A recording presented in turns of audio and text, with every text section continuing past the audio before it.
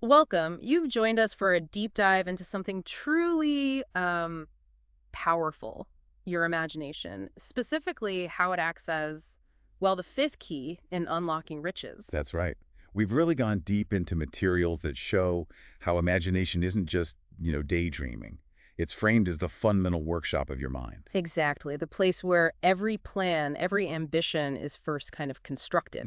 Think about that initial desire you might have, that feeling you want something more. Right. And your imagination is the space where that raw impulse gets shaped, formed into an actual strategy. Yeah, and we're going to explore the two distinct ways this imaginative part of your mind works. And maybe more importantly, how you can actively use both in your own life. Definitely. Our goal today is pretty straightforward. We're diving deep into these ideas, particularly as they're laid out in Chapter 6 of our core material, to really understand how to use your imagination to turn what you want into, well, tangible results. And our sources, they make a very direct claim right from the start. Man can create anything which he can imagine. It's quite a bold statement. It is, but when you look at how much humanity has advanced, especially recently, well, it's hard to argue with, isn't it? It really is.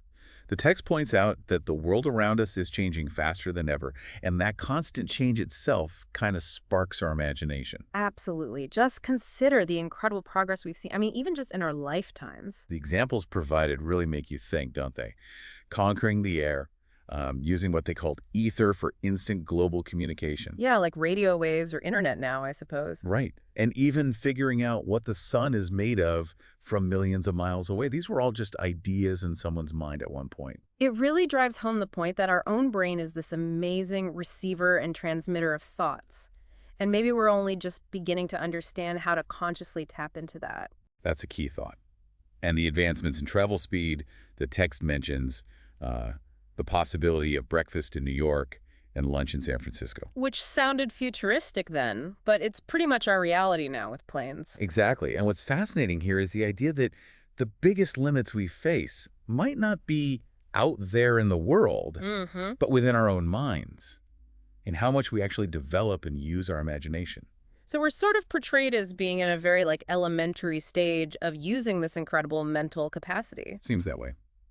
Okay, so let's delve deeper into how this imagination actually works. That there are these two different forms the sources describe, right? Yes, exactly. We have synthetic imagination and then creative imagination. They sound similar, but they operate in quite different ways, apparently. Precisely. Synthetic imagination is fundamentally about, yeah. Think of it as your mind, taking the knowledge you've gained from experience, education, observation, and putting it together in fresh ways. It doesn't create something entirely out of nothing. It works with what's already there. So it's like taking different pieces of a puzzle that are already in front of you and finding a new way to fit them together to make a different picture. That's a great way to visualize it. And the text highlights that inventors often rely heavily on this synthetic ability. Ah. Except it says for those rare individuals considered geniuses, they seem to tap into something beyond this. Which leads us to the second form then, creative imagination. Right. And this one's described as a direct line of communication between our individual minds and what's referred to as infinite intelligence. Okay, that sounds pretty profound, a big concept. It does, yeah. And it's supposedly through this faculty that those sudden hunches and flashes of inspiration come to us. Ah, the aha moments. Yeah, exactly. According to our sources, all truly original or brand new ideas originate through this channel. You might think of it as tapping into some universal source of ideas, or maybe just a heightened state of creative awareness. So it's less about rearranging what we already know and more about receiving something entirely new, like downloading an idea. That's the concept, yes. And what's even more intriguing is the suggestion that through this creative faculty, we might also be able to pick up on thought vibrations from other minds. Wow. Almost like tuning in to their subconscious thoughts, perhaps. That's a powerful idea to consider. The text also mentions that this creative imagination tends to become active automatically when our conscious mind is vibrating at a very rapid rate. Particularly when it's being driven by a strong desire. Okay, so intense focus plus desire might open the door. That's a key insight, yeah. It suggests that intense focus and a deep yearning for something can actually open up this channel for creative insights to flow. And importantly, the more we actively use our creative imagination, the more receptive and sensitive it becomes. Right, right. Like any skill, the more you practice, the better you get. Makes sense. Exactly. Now, our sources are very clear that turning a desire into actual wealth isn't just like a simple one-step process. No, definitely not. It requires mastering all the principles discussed throughout the material. But it seems that imagination in both its forms is absolutely crucial in making that leap from just wanting something to actually having it. Absolutely. The text emphasizes that great leaders, great artists, people who have achieved extraordinary success, they've all developed their creative imagination. But it also offers some reassurance, right? Saying that both synthetic and creative imagination can be strengthened. Yes, developed through consistent effort. So even if you feel your imaginative abilities are a bit rusty right now, Which many people probably do. right, they can be revived and made stronger. It's interesting how desire itself is described as just a thought impulse, something kind of formless until we give it shape. Exactly. And that act of giving it shape, of turning that abstract desire into something concrete like money, relies heavily on having a plan. And that plan is a product of our imagination. Correct. And while your synthetic imagination, the part drawing on existing knowledge, will likely be the tool you use most often for creating these initial plans. The text reminds us that there might be times when that completely new, innovative spark from your creative imagination is also necessary. To break through limitations, maybe, or come up with truly groundbreaking solutions. So you need both tools in the toolbox, essentially. Pretty much. So for you listening, think about a problem you're facing right now. What existing solutions, maybe even from totally different areas, could you combine in a new way using that synthetic imagination? And are you giving yourself the mental space, maybe, for those unexpected flashes of creative insight to emerge? That quiet time. A good point. It requires that space. So the main point here is that to move beyond just wishing and actually achieve things, we need to actively engage our imagination to build those vital plans. Yes.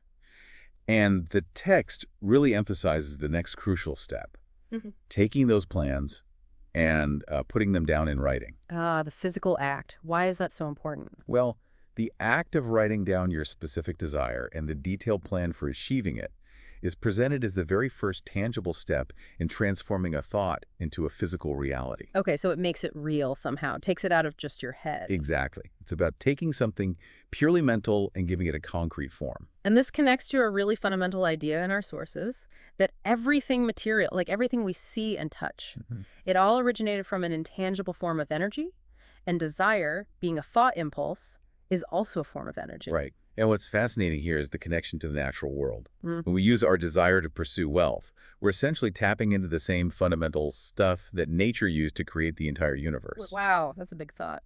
It is. The universe, as science understands it, is composed of matter and energy.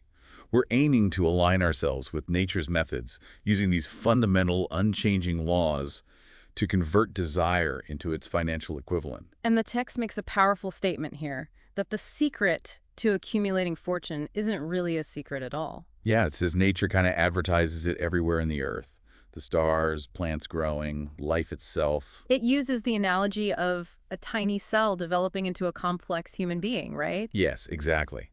It highlights that the transformation of a maybe vague desire into something concrete like wealth is no more inherently miraculous than the biological processes we see all the time. It just feels miraculous because we don't always see the steps clearly. Perhaps. And the text encourages you, our listener, not to feel discouraged if you don't fully grasp everything right away.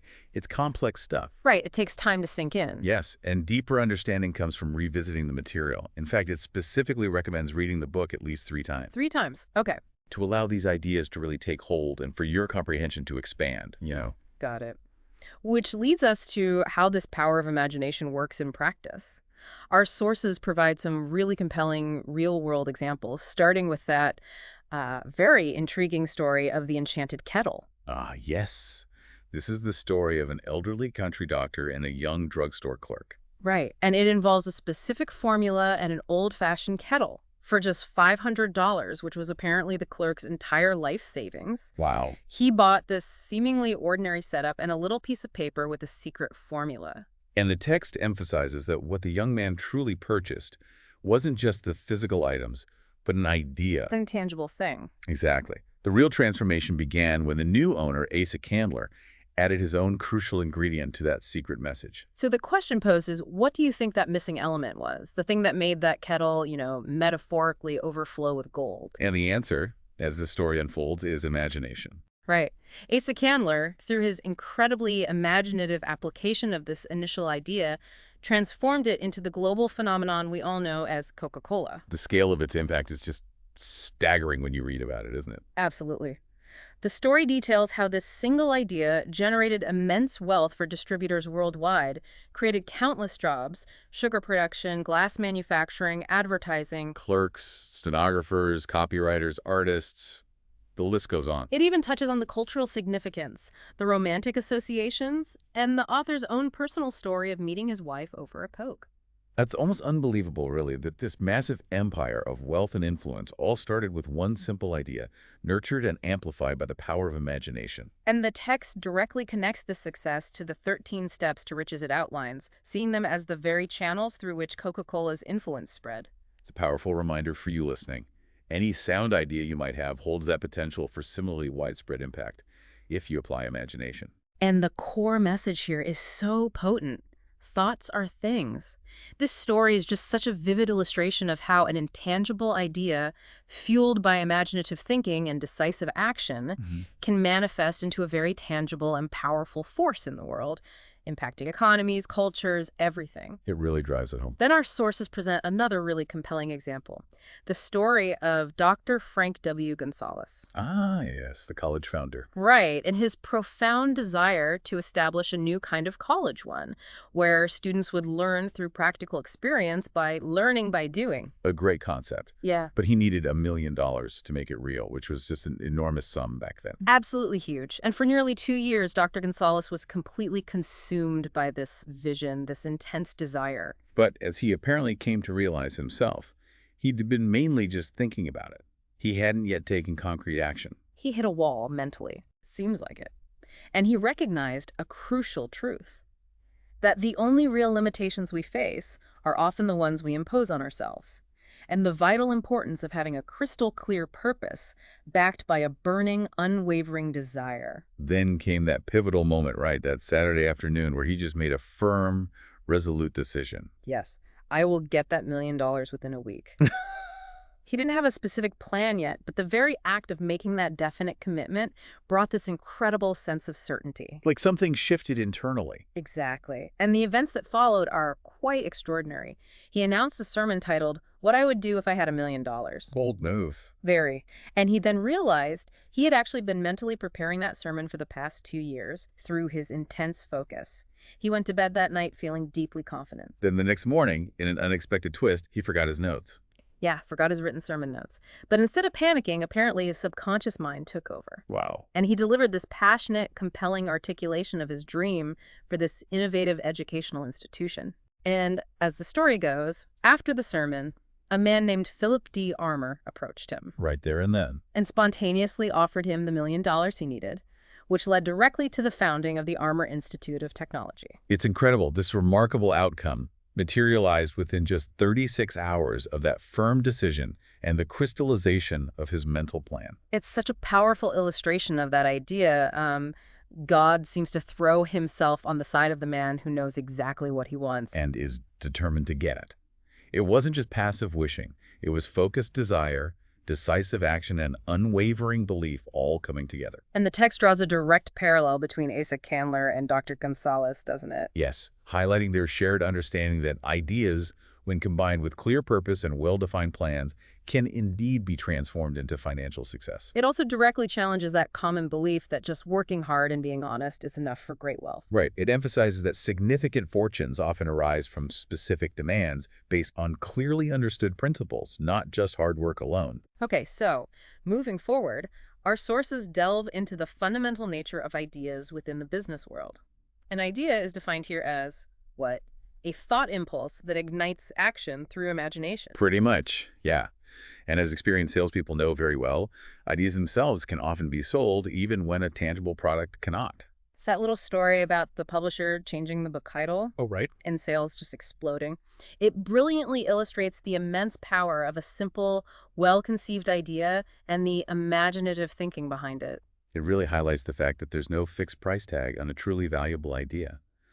The creator, if they recognize its potential, essentially sets their own price, Makes sense. And the text uses the rise of the moving picture industry and then the emerging radio business which was brand new then. as excellent examples of how identifying and capitalizing on innovative ideas can lead to the creation of vast fortunes. Yeah, the discussion around the future of radio is particularly insightful. It predicts this shift towards programs that not only entertain, but actively engage listeners' minds and, crucially, motivate them to become buyers. So, anticipating the need for a new kind of advertising expert, someone who can translate written ideas into compelling sound. Exactly. Skillfully translating ideas into effective sound experiences. It's fascinating to see the parallels drawn between radio's early stages and the initial days of moving pictures. The message seems clear. New fields always present huge opportunities for imaginative people. Definitely. People who can generate and recognize valuable ideas. And the text specifically advises you, the listener, not to be discouraged by a lack of direct hands-on experience. Right. It uses Andrew Carnegie as an example. He didn't know all the technical details of steelmaking himself. No, his strength was in understanding and applying principles, and crucially surrounding himself with talented people who did have the technical skills. That aspect of collaboration seems absolutely key then. Very much so. The sources point out that the story behind almost every great fortune involves that combination. Yep. Someone who generates impactful ideas and someone else who can effectively sell and implement them. The creator and the marketer, maybe? Could be, yeah, that kind of synergy. Okay, finally, this chapter touches on the idea of favorable breaks, lucky opportunities. Right, and while it acknowledges that such moments can happen, Luck does exist. it strongly advises against making them your primary strategy. Don't just wait for luck. It shares the author's own significant break meeting Andrew Carnegie.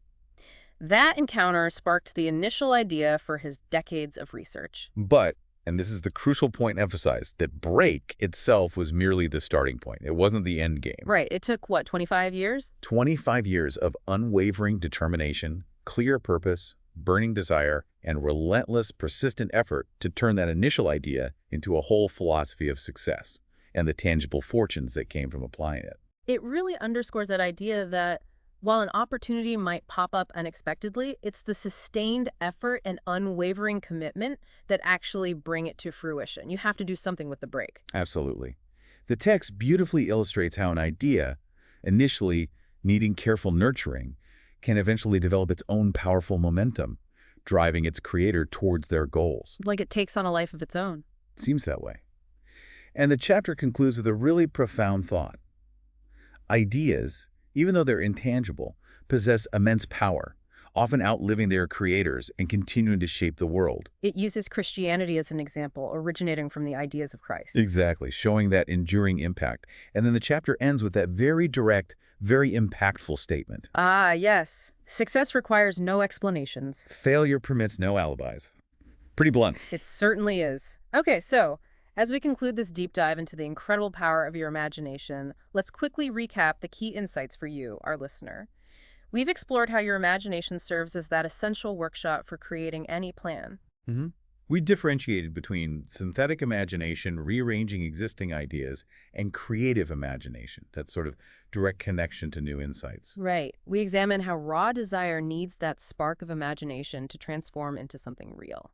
We emphasize the critical importance of writing down your plans to make those intangible desires concrete. And we saw the immense potential of ideas fueled by imagination through those really inspiring stories. Coca-Cola's humble beginnings, Dr. Gonzalez's vision for the Armor Institute. We also touch on how powerful ideas drive success across different fields and the indispensable role of persistent effort in capitalizing on any opportunities. This chapter really hammers home that imagination isn't just passive daydreaming. No, it's an active, essential tool in creating the life and, yes, the riches you desire. And I think we've managed to thoroughly cover all the main ideas, stories, insights, and examples from this chapter today. We really dug into it. We did. We looked at the two forms of imagination, their practical uses, the vital link between desire and planning, the significance of writing things down, and the incredible power of ideas shown through Coca-Cola and Gonzalez. Plus the need for perseverance. Absolutely. The necessity of perseverance and sustained effort. And the core idea that success comes from applying these principles, not just luck. We definitely haven't skipped any sections. I feel confident we've covered the key aspects thoroughly. Great. And now, for that final thought to really let this sink in for you, consider the most significant desires you hold right now. How can you consciously, actively engage your imagination, both synthetic and creative, to develop clear, detailed, written plans to move decisively towards making them real? What enchanted kettle or million-dollar idea might be waiting right now, just for your imaginative touch to bring it powerfully to life?